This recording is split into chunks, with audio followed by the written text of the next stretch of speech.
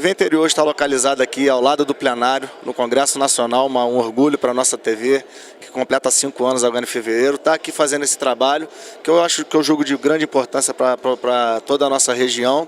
E quem nos recebe aqui é o deputado Marcelo Freixo, que tem uma atuação muito importante no todo o cenário político, principalmente no estado do Rio de Janeiro. Marcelo, você sempre foi muito atuante na LERJ como vereador. Você tem sentido alguma diferença aqui na Câmara do Congresso Nacional? Você tem sentido alguma diferença na esfera federal, da forma de legislar, na forma de atuar? Como é que tem sido o seu ponto de vista sobre esse início de mandato aí? Obrigado e boa tarde. Obrigado pela entrevista, obrigado pelo espaço. É um prazer estar falando com vocês. É importante que esse lugar tão distante de tudo chegue no interior do Rio de Janeiro, porque a gente trata também da vida de todas as pessoas, não só das grandes cidades, mas das cidades do interior. E é tudo muito diferente, né? Eu fiquei 12 anos na Assembleia Legislativa, como deputado na Assembleia. É uma experiência grande, aprovei leis importantes, presidi comissões importantes, mas você chega aqui em um universo de mais de 500 deputados, lá são 70, né? Lá você tem uma dinâmica muito mais fácil de você entender do que aqui, né? Então ontem, por exemplo, aconteceu algo engraçado comigo, que eu fui defender um destaque, né? E aí eu segui o trâmite que eu estou acostumado na Assembleia Legislativa, defendi o destaque e na hora de pedir o voto, eu pedi o voto sim ao meu destaque. Aí a senhora falou, não, você tem que pedir o voto não. Aí eu falei, mas seu destaque é meu, não, porque não ao texto, e sim, então assim... Por não conhecer, se bobeasse, eu estava pedindo destaque contra, uma votação contra o meu projeto, porque tem dinâmicas que são próprias. Mas a gente aprende rápido, é um universo muito grande, de um país inteiro. A gente está vivendo um momento muito delicado da democracia, a gente tem grupos aqui muito antagônicos, mas é muito importante que a gente estabeleça a capacidade de diálogo. É muito importante que a gente pegue as pessoas que pensam diferente e isso seja possível que elas dialoguem, que elas busquem o bem comum para a população. Então ontem a gente tinha um projeto aqui importante, a oposição teve uma maturidade importante de discutir, a gente tirou pontos do projeto que não alteravam completamente o projeto, mas que permitiam um acordo. Então esse tipo de conduta, mesmo com muita diversidade, mesmo com muita oposição, o diálogo é fundamental para a gente garantir democracia hoje, porque a gente vive uma crise muito profunda nesse país e sem diálogo a gente não vai resolver nada. É exatamente isso que eu queria te perguntar, porque ficou muito claro esse antagonismo, né?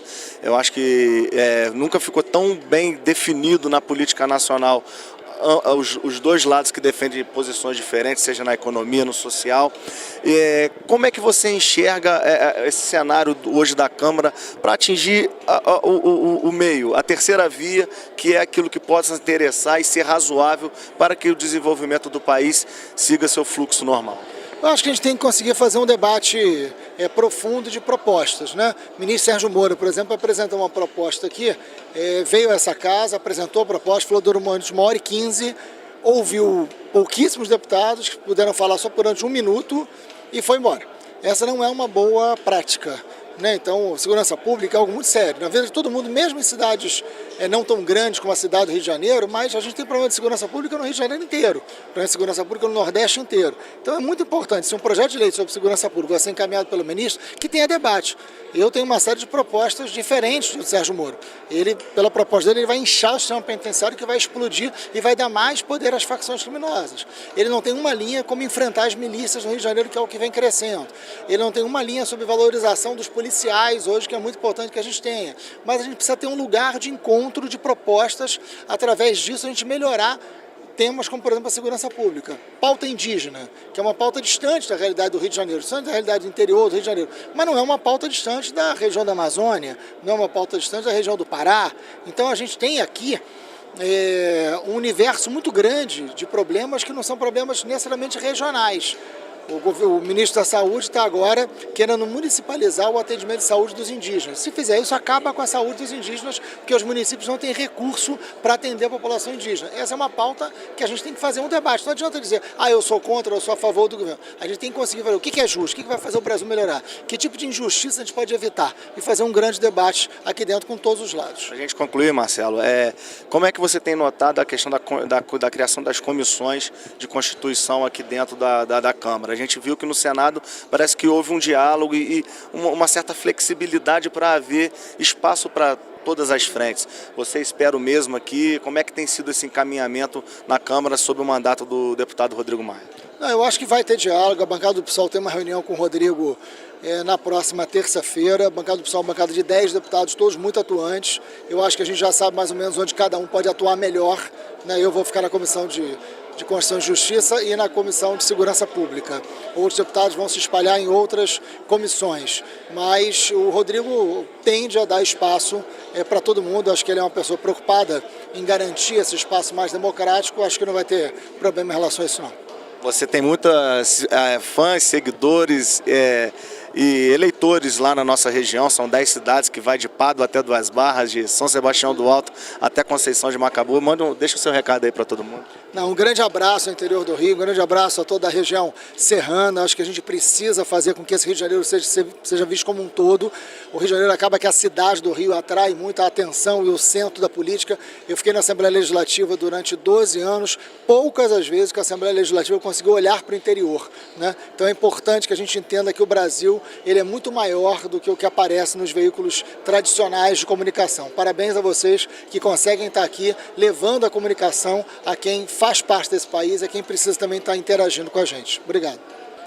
Continuando o nosso trabalho aqui ao lado aqui do plenário do Congresso Nacional, no Salão Verde, como chama, né? Toda a imprensa aqui presente, pegando os assuntos políticos, né, que circulam o dia, que fazem o noticiário acontecer.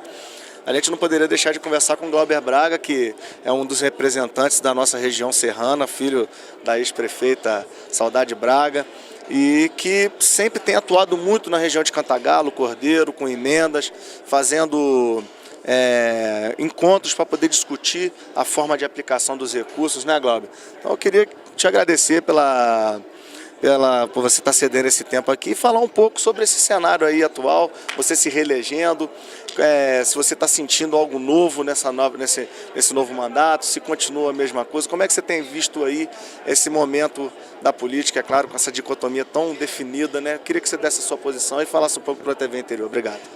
Eduardo, é um prazer. Obrigado aqui pela oportunidade de estar dialogando, conversando com os telespectadores. É um momento diferente, na minha avaliação, mais difícil, mais duro, né? Você já começa uma legislatura com uma reforma da Previdência que em breve vai estar sendo deliberada, que na nossa avaliação pode gerar consequências muito duras para o conjunto das pessoas. Se você for avaliar que o texto vazado fala em 40 anos de contribuição, 65 anos de idade mínima para homens e para mulheres, uma mudança de regime que vai de compartimentação, né, ou de distribuição de responsabilidades para um regime de capitalização, porque hoje no regime de repartição quem paga aquilo que vai depois servir para a aposentadoria é quem? É o trabalhador, o empregador e o governo. Nesse regime de capitalização e não mais de repartição, a responsabilidade fica praticamente toda sobre o contribuinte, sobre o trabalhador. A gente vai ter que enfrentar esse tema em breve aqui no plenário da Câmara, não é um momento fácil, mas a gente vai continuar fazendo como a gente sempre fez, Eduardo, naquele bate-papo em praça pública, dialogando sobre o que está acontecendo aqui, conversando com as pessoas, ouvindo as opiniões, procurando não ser o dono da verdade. Então a gente quer ampliar esse trabalho de participação popular, que já tem sido uma marca do nosso mandato. Você, do seu ponto de vista, a reforma ela é importante, ela precisa acontecer? Não. Na nossa avaliação, para você discutir reforma da Previdência, antes você tinha que fazer uma auditoria na Seguridade Social brasileira. Por que eles não topam? Uma auditoria independente que mostre aquilo que eles chamam de déficit. Você sabe por quê? Eles falam em déficit porque eles pegam que a contribuição dos trabalhadores e empregadores e fazem com que a contribuição do governo seja considerada um déficit. Mas não. A própria Constituição brasileira e a legislação ordinária diz que num regime de repartição o governo tem que entrar com a sua parte. Isso não necessariamente é um déficit. Então o que a gente defende? Uma auditoria.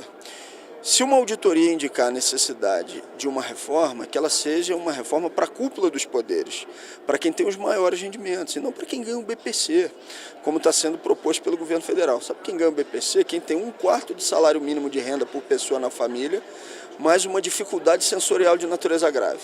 Aí estão querendo, nessa proposta que vazou, que essa pessoa ganhe menos do que um salário mínimo. Isso é covardia.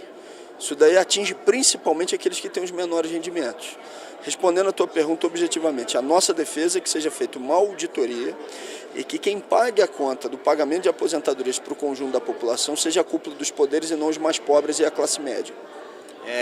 A gente percebe você falando com conhecimento de causa, isso implica que todas as matérias que passam por ali você tem que estar muito bem assessorado, tem que estar muito bem preparado, porque tudo que você disser ali vai ser usado contra você e você é um representante de uma classe, de uma série de votos. É uma responsabilidade muito grande, né, Glauber? Como é que foi? Você vem ao longo do tempo, você sempre viveu na política, mas eu acredito que seja uma pressão e seja uma responsabilidade muito grande ter que estar sempre muito consciente de tudo que está acontecendo dentro do Congresso para poder tomar a melhor decisão. Tem que ter um tempo de estudo mesmo, né? A gente tem uma assessoria aqui que é muito qualificada, né?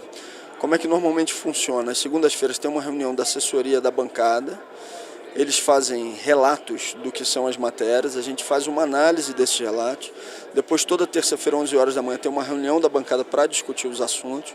Então, quando a gente chega no plenário para a discussão, a gente já conseguiu acumular com muita informação que foi repassada, com informação do que acontece em outros países. Por exemplo, nessa questão da reforma da Previdência.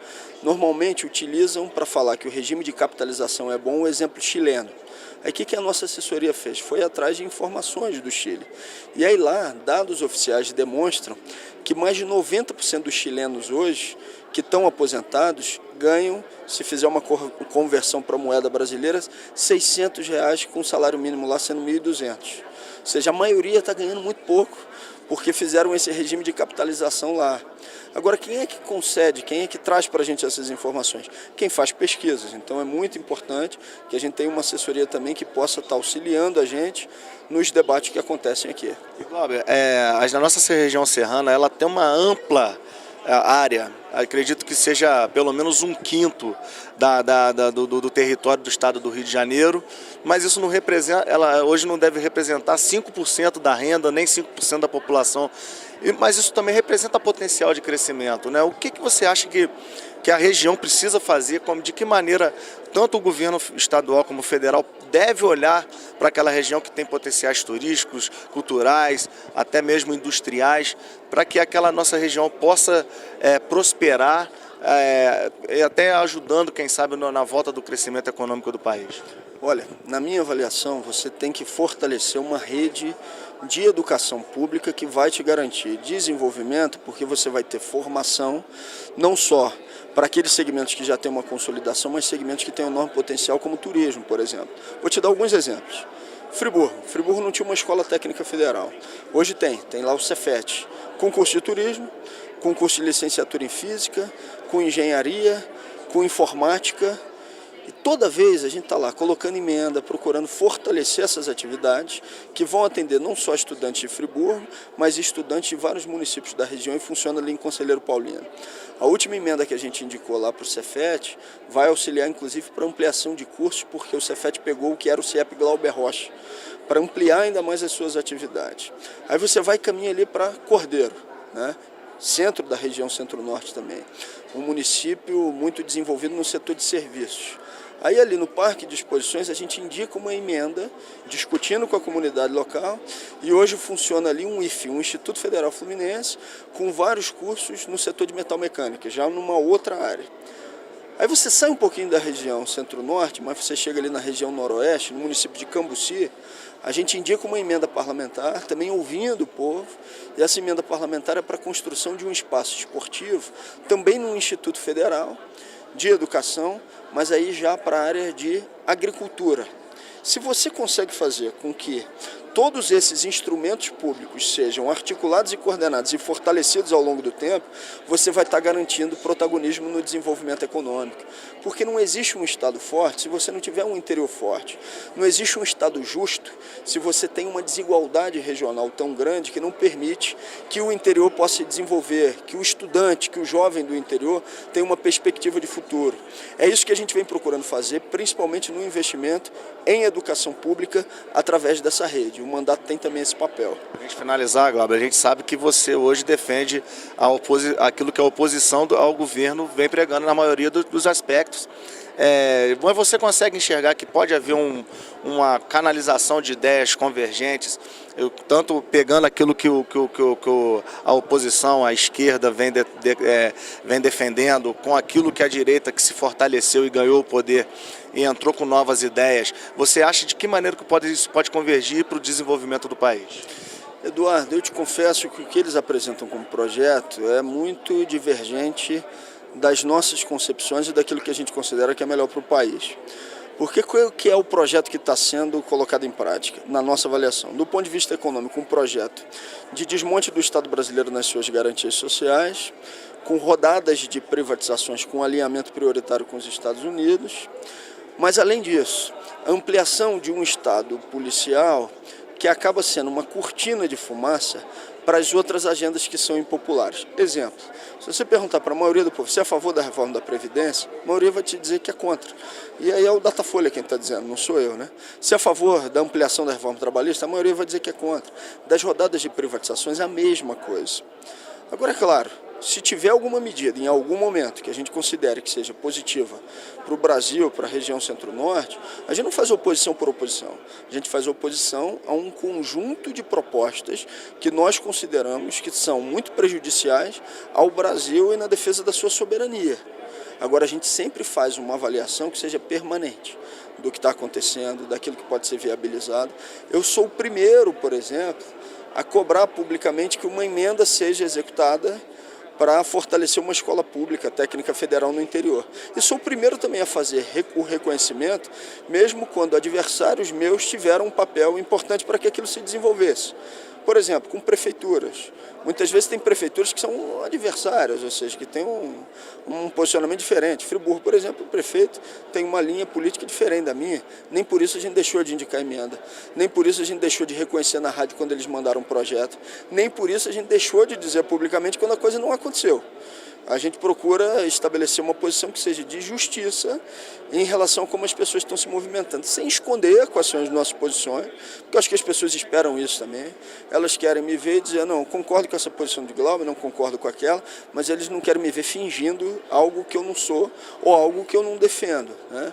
Agora, sempre procurando também, quando é necessário, estabelecer um diálogo que seja firme, mesmo quando você está tratando aí de adversários políticos, mas que tem responsabilidade e que essas responsabilidades têm que ser cobradas para que as pessoas possam ter um melhor atendimento, um melhor acolhimento, um melhor serviço em determinadas áreas, como por exemplo na educação pública. A gente tinha vontade de aprofundar muito mais essa conversa, Glauber, mas eu vou pedir para você mandar então um recado aí para a população do Centro-Norte Fluminense. São 10 cidades que assistem a TV Interior, esperamos em breve estar em muito mais cidades, que você pudesse mandar uma mensagem para os seus eleitores, até para aquelas pessoas que te tratam, são fãs do seu trabalho, que tem muitos lá na nossa região. Eduardo, quero te agradecer mais uma vez, né? Parabenizar por essa oportunidade de uma TV que esteja buscando informações, notícias do interior, muitas vezes furando aí o bloqueio que é estabelecido pela grande mídia, né, ou pelos grandes veículos de TV aberta. Esse trabalho de comunicação regional é fundamental, é importantíssimo. E agradecer a todo mundo que acompanha o nosso trabalho, que participa do mandato participativo, né, que dá a sua contribuição, dialogar também com aqueles que não necessariamente votaram em mim, mas que querem contribuir também para que a gente tenha um mandato fortalecido aí para a região e para o interior do estado do Rio de Janeiro. Muito obrigado, um abraço grande a todos vocês.